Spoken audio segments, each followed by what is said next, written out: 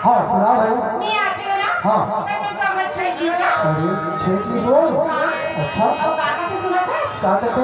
चाय पी ले चाय पी लेते थे। अच्छा काय के? चाय तो मैं पीती नहीं पीती हूँ कॉफी। कॉफी? चाय तो मैं पीती नहीं पीती हूँ कॉफी। तुम्हारे जैसे लड़कों के लिए ना मैं अकेली ही कॉफी पीती हूँ। तुम्हारा भी कुछ कहना है? अच्छा कि पत्ती पत्ती गुलाब क्या होगी? क्या होगी? पत्ती पत्ती गुलाब क्या होगी? ऐसा क्या? हर कली सवाल क्या होगी? हमने लाखों हंसी देखे हैं, हमारी नियत खराब क्या होगी?